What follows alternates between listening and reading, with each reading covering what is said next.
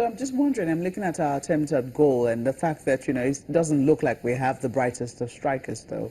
I mean, if you were to compare that game with, say, a Spain and Portugal match, you definitely see that there is a world of difference in terms of how things panned out. Do you think that if we had a major striker, for instance, would it have made all the difference? Do we really have strikers, first and foremost? Well, or am I just assuming that? Look, I was a striker. I spent 25 years in the EPL playing as a striker. I'm a goal scorer. So, I certainly wouldn't say or criticize any of our strikers.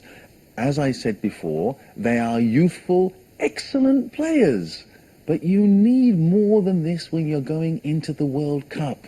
It would seem that what you're suggesting is that we haven't gone with the right mix to the World Cup. Precisely. Yes. In other words, I mean, it's too late for the coach now to go searching for new players for this World Cup because we're already in Russia. The question is, what should he be doing with the team he already has? Well, I think that, number one, yes, you're 100% right. I think we've got a wonderful squad. This is a great squad. In 2 or 3 World Cups, we're going to win it. I even think we'll win the World Cup because we've got a great team. But for now, we've got a lot of, as we call them in football, young chickens. Young chickens, you know what happens when you cut a chicken's head off? He just runs around everywhere, looking good, but he doesn't actually touch the ball. Mr. Fashanu, when you look at the strategy of the Federation now, let's look at broadly beyond the World Cup, over decades. We see, you see a fascinating young talent somewhere in Europe or somewhere in the US or somewhere in Asia, and you want to bring him home. When we look at our Premier League, for example, which of course is fairly nascent, how do we kind of maximize our Premier League to farm our own players so that there's some familiarity, so that there's vetting, so that we can actually build cohesion within the national team? What are your thoughts about that? Well, as I say before and I say it again, that's exactly what's been happening, a situation where everybody wants to play in Europe. Nobody wants to play in the Premier League, the league here in Nigeria. Everybody thinks it's better to go and play into Europe. We have to improve the league here. We have some of the best players, and I say it again, we have some of the best players in the world individually. But you've had the experience of going through kind of the ropes in Europe. Yes. You've seen how they've built their systems, their infrastructure, in terms of how they prepare players. What advice would you give to the Federation and to all stakeholders in Nigeria to build or replicate such a system? Well, firstly, I think that the Federation, even to get the team out which they've got here, they have been doing okay job. Let's not criticize them at all because they've really tried.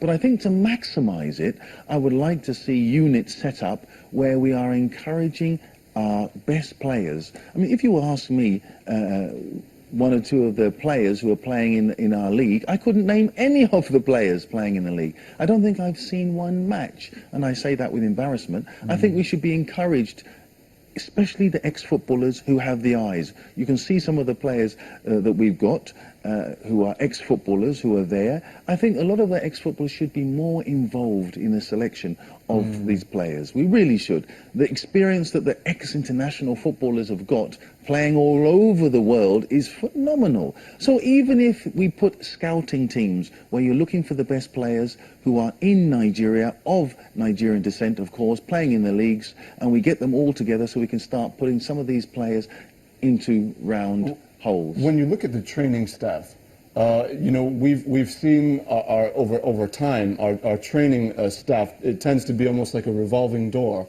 in and out, in and out. What do you think can be done to create the conditions? For example, in Germany, they say if you look at the German national team and the way that they have structured their football program, if the head trainer goes elsewhere, he has 2 or 3 people in line that have been there 20, 25 years. They know the ropes, they know the system, they know the players from youth up. How can we build that kind of, relationship, absolutely, and continuity? Well, this is exactly what happens everywhere else in the world. As one goes, the next one comes up. You will never go and get a manager abroad from somewhere you don't know, and even if he's a big name manager. The system works where you get 1, 2, 3, 4 coaches, managers, assistant managers, so you know that when one goes, the next one comes up. One goes, the next one comes up. There we have an arrangement where the coaches know exactly who the players are. They know their character, which is so important. And I'm sorry to say, the coach now, obviously, he doesn't really know most of those players. And I understand it's Why? a new position, Right. but he doesn't actually know the character of those players. Do we underrate our own indigenous training capability? Oh, definitely. We have some wonderful coaches, excellent coaches, and to be quite honest, you know, we do have some wonderful managers as well here. Don't anybody overlook them and think that, well, we've got to have a foreign coach. We've got to have a foreign coach. Not at all.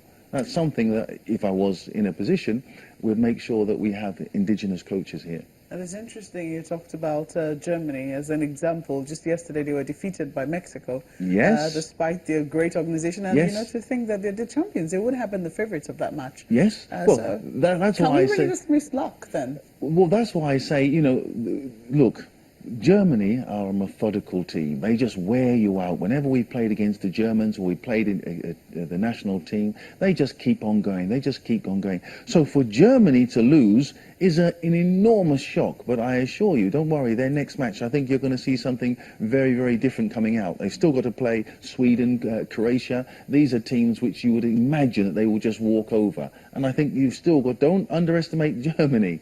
They're funny people. They know. They keep coming and they keep coming.